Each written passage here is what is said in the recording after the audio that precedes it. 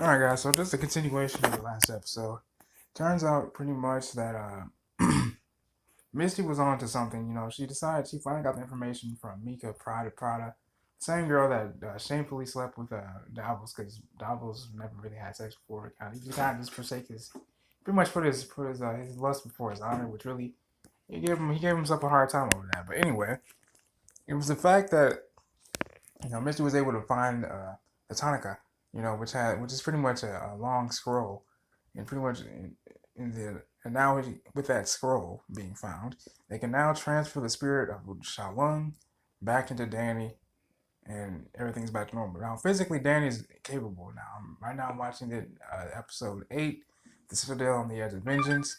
And Danny's getting better physically, but as Colleen has told him, is the fight with Davos is gonna be more emotional, just as it is physically. So you even see you even see Davos training all his minions, just learning how to teach them how to fight, which I'm actually cool with. I'm glad that Davos actually took these kids in, and taught them how to defend themselves. I think that was actually pretty dope. So I look forward to seeing this. But right now, I'll watch the episode. I'll get back with you guys on it. All right, guys. So pretty much, in the last episode, so much went down. Joy I think, is starting to rethink this whole situation. She's still definitely afraid of Davos. He just killed Frank Choi, because after Joy convinced him, like, let the people see what I see in you. So Davos tries to get that a try. That didn't go so well because Mr. Frank Choi was like, no, it's not that I don't think you're a good man. I just don't want to be part of any of this. So Davos took that as the great disrespect and plunged a hole in his damn gut. Now, mind you, Rhino, being the leader of the little minions, was unfortunately had his damn throat slit by Crank, one of his homeboys.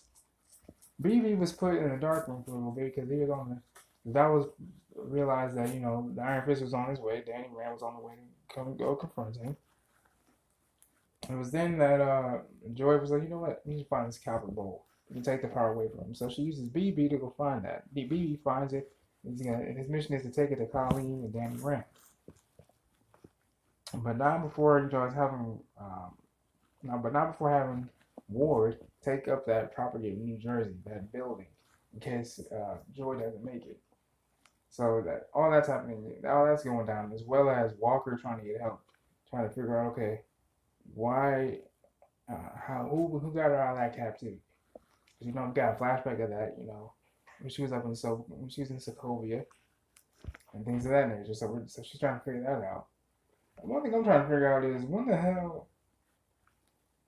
Oh, one thing I'm trying to figure out is when Colleen and Danny were fighting in that little circle in that cage fight.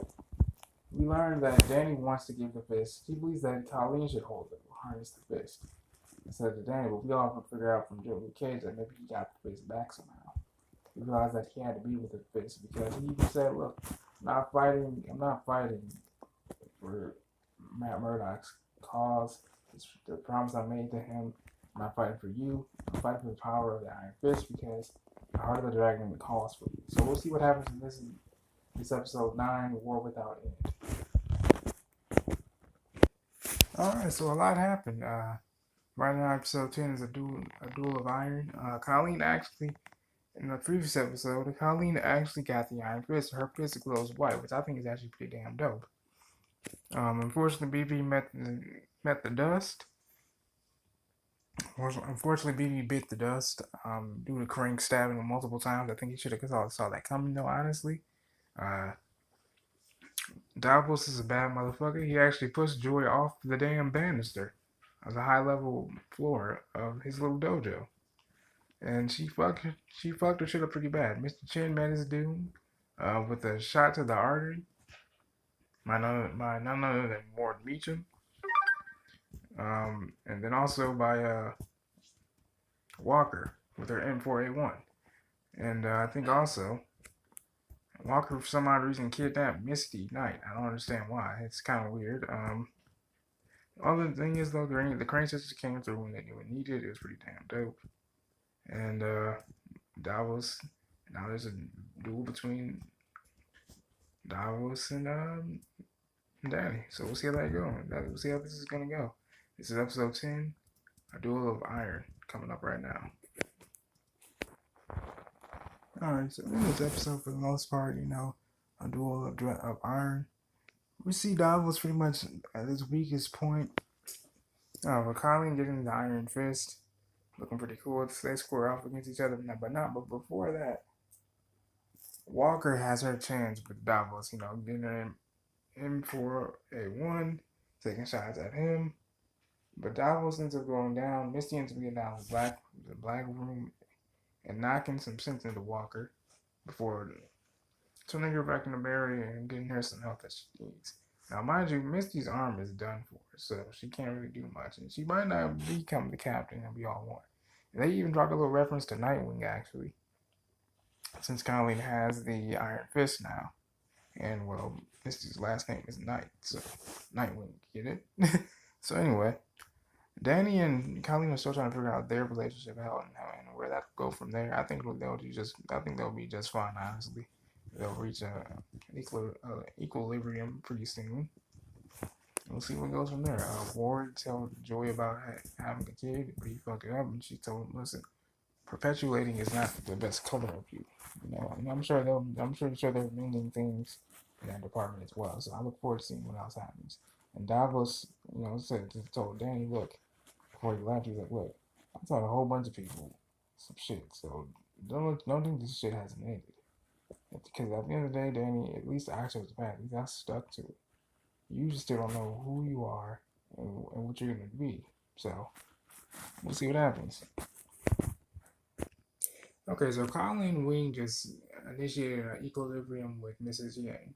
And Colleen was like, look, and in case you guys decide to slide back, I just want you guys to know I will be watching. To which Miss Yang said, okay, watch all you want, but I won't broker any damn interference between you or Daniel Rand, because what you guys did for us we'll never forget. Because Colleen says though, no more criminal activity, no more criminal protection rackets, just legitimate business. So hopefully, I'm pretty sure she'll stick to it now. I mean, who wants the Iron Fist on their ass? I know no one does. Alright guys, so Danny decided to leave because he realized, and I'm so glad he realized this, because I always have this little nagging feeling that maybe that Colleen's past and her life has always been connected to his somehow. But the other side of the silver, on the other side of the silver medallion that Colleen had within that Comoran, that her mother gave to her, turns out, even Danny said, well, if you think about it, the first woman to ever defeat Inshallah is a woman by the name of Awashi, or Awashi, and turns out to be Colleen's ancestor. So pretty much Danny was saying, like, pretty much Colleen is his yin and he's the yang. Like, they're always going to be connected. There's always going to be love between the two of them. And Danny realizes that he has to leave so that he can pick out the entire truth of the Iron Fist, because just like Davos always said, you always knew only the half truth, you never knew the whole truth. So I think that's the reason why Danny's leaving, so then he can figure that out. But then also Joy has an open-ended conversation with Walker, and I'm thinking to myself, okay, she now said that she has a third alter, so I'm thinking like, what the fuck is this bitch's name? Versus Mary Walker, what's her last damn name? Is it gonna be hyphenated? Is it gonna be wheelchair? Like what the fuck is it? Then she said, look, I'm going to come back for that money. And we're not done here, Joy. And then Joy's like, wait, don't I get a say in this? And she goes, that's one thing I love about you, Joy, is your sense of humor. So we'll see what happens with that. And it's really nice to know that Danny actually realizes that, look, I got to do this for me. I got to find out. I got to find out if I'm worthy or not, worthy of enough to bear the responsibility of the Iron Fist. And so he tells Ward, like, listen, his Ward's at the airport holding off the plane, standing in between Danny and him going to Asia. And he realizes, like, look, man, I gotta go to Asia to find out who the man is that gave Davos the corpse, to achieve and to get the Serpent Fist is what I'm gonna call it. So Danny has to go to Asia so then that way he can understand what it truly is to be the Iron Fist, and so he can truly bear the full responsibility of it and become pretty much clear-headed, just to be balanced, have a true, very, very, very deep and profound, true sense of clarity within himself. And I feel like that's the best thing he can do for himself right now. Just as he told Ward. So he can be the brother. He wants to be the brother that Joy and Ward need. He wants to be the man that Colleen deserves, and he wants to be the worthy of the Iron Fist name. Now see that. Now see, if that's not some real man shit, I don't know what it is. Now I find that really interesting that Danny actually wants Ward to come with him. Now we go to months later where bank robbery is in progress, and it looks like we'll see if the real Iron Fist is gonna come up. Let's see what happens. Okay, I really am. I'm really fucking with the fact that that Colleen has a iron fist silver sword. The silver sword. That shit is. Did you see how that spirit sword look? That shit was balling right there. That shit's balling. I enjoy that right there. Colleen stopped a robbery with the spirit sword. Is what I'm gonna call that. Because it reminds me of Trunks when he was fighting Goku Black, and he just summoned pretty much the spirit sword, pretty much the spirit bomb within his own sword. And I feel like that's exactly what the fuck Colleen does. This she just conjured her chi into the very sword, the very katana that she held, that she wields, and I think that was some pretty badass shit. And now we go to Japan, where I believe Danny and Ward are. Let's check this out. Oh shit. That was so fucking dope, bro. To see Danny really pull out dual pistols and conjure his iron fist chi into the bullets like that, bro, in both fists. I was always wondering when the hell is Danny gonna be able to conjure chi in both fists and use them. I guess that's why episode 10 was called A Duel of Iron. Literally. And we see pretty much Ward and Kaka and in Japan. I'm not gonna pronounce the damn name anyway. We see them in Japan pretty much, and Ward talked to the guy. He said, "Look, you have no idea, but it's been like track your boss all the way around this place." And the guy says, "Look," and actually Ward's like, "You know what? Looking for a guy by the name of Orson Randall. If you guys know how that is." I thought it was the guy in the box, the corpse. But I guess he's the original Iron Fist, is what I would call him. If you remember correctly, back in the Defenders season 1, Stick referred to this guy. During this conversation with Danny, Stick mentioned a guy who was the true Iron Fist, laid out a bunch of guys back in the 1940s. And I believe Orson Randall was that guy. Now, I think also in this season they kind of played off that a little bit by showing the corpse and Davos actually stealing the corpse to obtain and steal the Iron Fist. And I think they kind of played off of that a little bit from in the comics.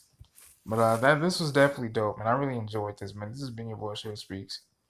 I hope you guys enjoyed this, man. Make sure you guys hit that like button, hit that subscribe button, hit that bell notification for more. Whenever you see something out, you guys know whenever a video drops. If you guys have any requests, please let me know in the comment section below, or let me know in the backside of my YouTube channel and my messages. This has been your boy Show Speaks, man. I love y'all. God bless.